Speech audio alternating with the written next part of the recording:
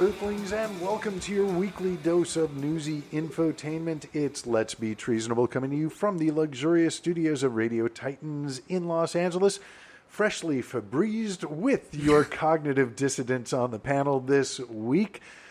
Always a pleasure to have in the studio comedian Raja Michael. Hi, how are you? Hey, doing well, thank you. Thanks for having me. Thanks for being here. The black voice of reason, Mr. Tymon Shipp. Power to the people. Good to be here. That is it for me. Oh, all right. Well, it's great to have you here, and indeed, power to the people. And as always, writer, playwright, bon vivant, what have you, woman of note. Erika Schickel. I'm feeling so good to be here today, and I'm feeling the freshness all around me. It's, I feel it in my fingers. I feel it in my toes. Immortal words of the Trogs. Google them, kids. They were a band. So we are all here in studio, and we are also very happy to have Will Durst back from vacation in foreign lands, well-rested and gaining perspective to bring us this week's Burst of Durst. Hey guys, Will Durst here with a few choice words for all you real Americans who chose a New York City real estate developer as our 45th president because of your disdain for people who have done this sort of thing before. Speaking for all us commie, pinko, yellow-rat bastards, let me apologize for all the names you were called by members of the liberal media. You know, like foolish, naive, superstitious, stubborn, and deluded, bigoted, homophobic, misogynistic, obtuse, and ignorant, mentally deficient, morally bankrupt, and unable to discern fact from fantasy. You remember. Well, turns out you noble rustics were right, and we fancy-pants intellectuals were wrong. Things are great now. He's made so many friends and gotten so much done. In less than 6 months, the Golden Cat demonstrated that foreigners are different, and different is bad. Yesterday was better than today, and all of our tomorrows should be in black and white, preferably white. Who needs health care? Thanks for taking a bullet for the team on that one. And yes, we do have to give rich people tax cuts, because rich people need more money. Forget the Russians and North Koreans. The true enemy of the people are the hosts of morning cable news shows. We know that now. And what's the big deal about climate change anyhow? Who cares if some South Seas island does or doesn't sink, never to be seen again? Besides, those rising oceans are going to come in handy to douse the raging wildfires that will soon engulf us.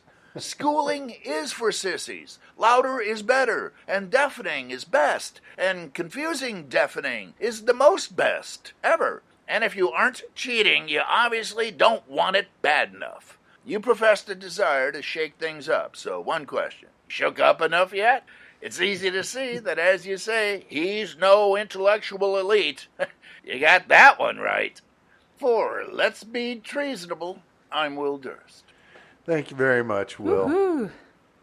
Wow. Yep. That was a good one. I think he pretty much nailed it there. Yep. It's one of the things that I find astounding about climate change deniers, just coming off of that, is you remember when it was the Bible people who were all talking about the rising seas and the blazing wildfires that were going to destroy us because we had homosexuals in our movies, and now it's the scientists who have actual evidence to back them up, saying, rising seas, wildfires. Yeah.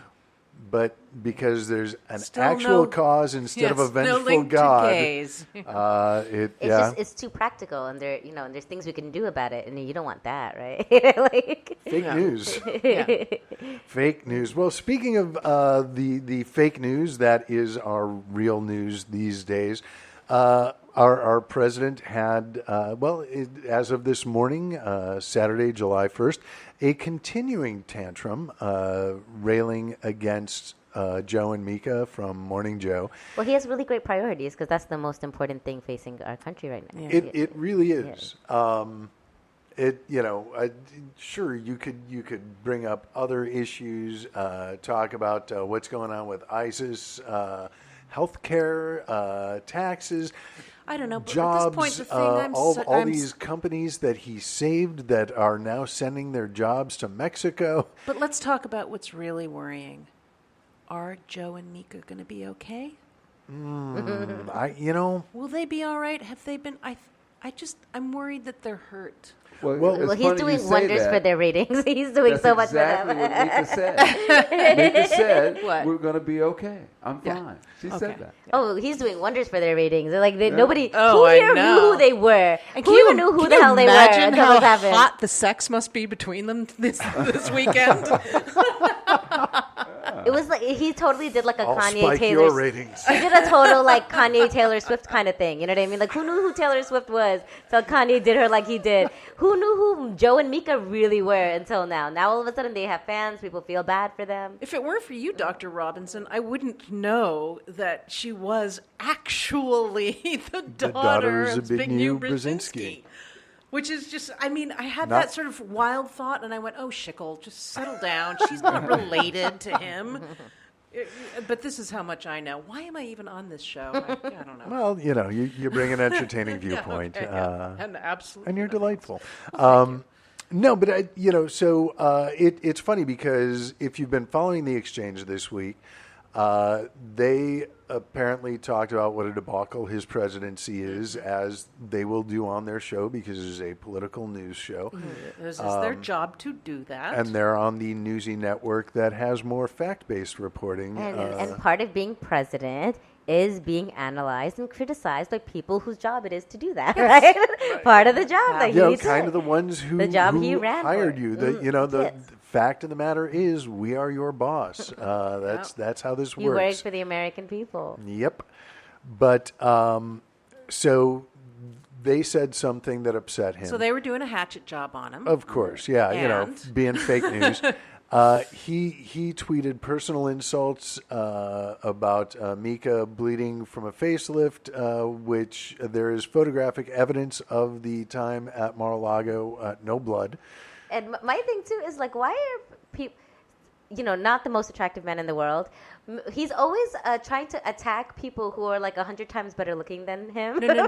He's always what trying are you doing? to. No, he's trying to attack women Well, of who are course he's better looking than attracting him. better- Like 'cause he's so he triggered by female beauty that it's beyond. I mean, to And watch also it, he feels entitled to judge and appraise women like they're objects. yeah, like, well, of it's like course. it's a car. Let he's me appraise it. He's running the Oh, pageant. Yeah, he Yeah. thinks that it's his right as a rich man to just talk about women or appraise them and judge them and decide what their value is. Well, based there on is their... no value beyond their fuckability. That is the bottom line. He does not see women as human beings. Can we talk about that Irish reporter? Is that is that okay? Am I that derailing? that was a stunning moment. Because we're was talking very- about I will say that I was very upset by how little attention that got because there was. I don't know if you guys saw, but he was speaking to. I guess the prime minister, the new prime minister of Minister Ireland, on the phone. who is gay and I believe South Asian. Yeah. Yeah. So it's like Ireland's doing really well with their progress right now. Yeah. We have Trump, but anyway, so there was a lot of Irish reporters, and there was this woman, and she seemed very. She seemed like she was really doing her best to get through it. You know what I mean? Yeah. But I guess he thought she looked nice, and he calls her out and makes her walk over to him, like pretty much displays her, Yeah. And you see how uncomfortable she is because she walks with her ID in front of her. Her arm is fully extended with her ID in front of her. Yeah. And as soon as he's like, "Oh, you have a nice smile," she runs she's trying to get out of there. away from him. And I'm very hurt that it didn't. I'm hurt for her because he shouldn't have sexually displayed her. That was disgusting.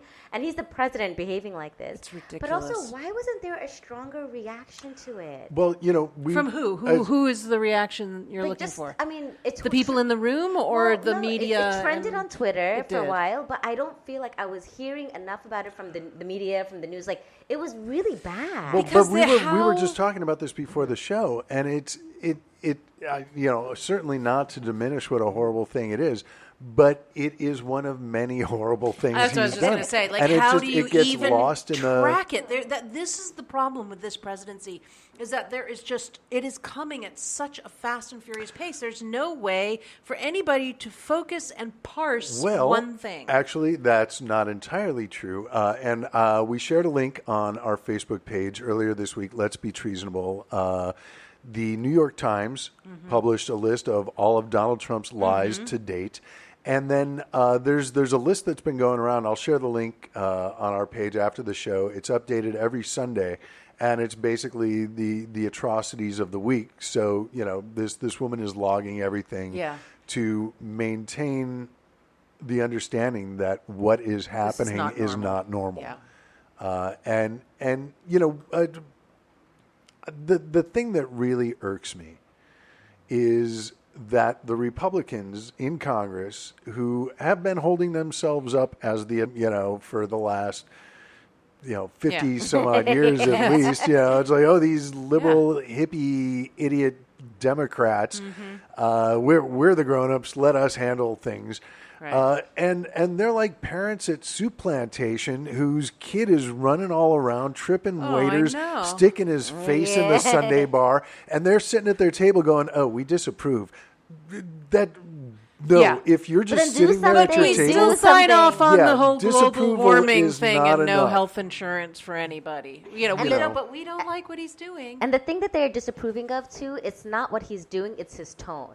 It's him being not nice on Twitter. That's what they're disapproving of. They're not disapproving of him in terms of what his agenda. That's the big problem. speakers are saying that he's allowed to deal with you bullies. They're bullying him, and if he has the right to defend himself, that's what they're saying. We are in such a period of Orwellian doublespeak.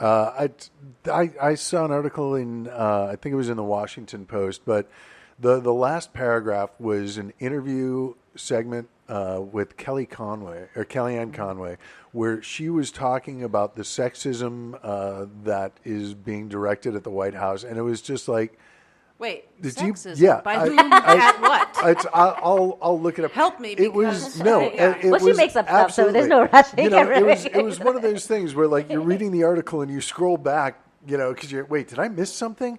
This is not right. This is and we are just more and more seeing just the sheer denial of facts. It's just making up any story. Right there. Making up any. It's like they know with their followers, as long as they have power over the narrative, that they'll still keep getting support. So it doesn't matter if it makes any sense. It just matters if it makes them feel good. It's but it's as a liberal, and obviously as we someone who is excuse me a critic, let's just say, of the current administration. I think. I am slightly saddened. I don't know if other people feel this, that once, God willing, soon, he gets his comeuppance, that everybody finally does admit that there is no clothing. Yeah, I'm not. It makes it hard to smoke. The things we do to cope, But have you ever dated someone who's like absolutely batshit crazy, and then when you finally break up with them, all your friends are like, "Dude, I don't want to say anything while you're doing it, but I am so happy for you." And we are not saying anything while our friend is dating the batshit crazy idiot. We are throughout the entire relationship going, "Fucking crazy, run." Run, motherfucker. Take us with you. Run. And they aren't doing it. So hopefully there are still some sensible liberals out there who are holding their tongues.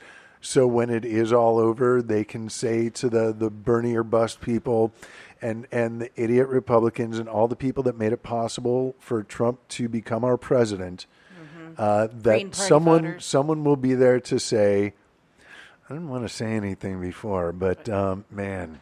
Yeah, thanks for finally coming around. Because, they are going to want some sort of gratitude.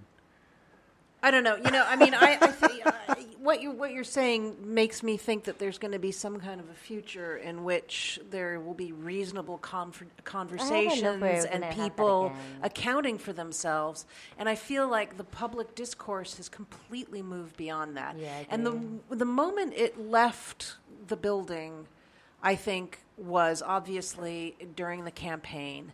I don't know if you guys watched Maddow's show last night, but she got on her soapbox about this, and she made a really good point, which is that, in that in the primaries, you had all of these sort of old school Republicans up against.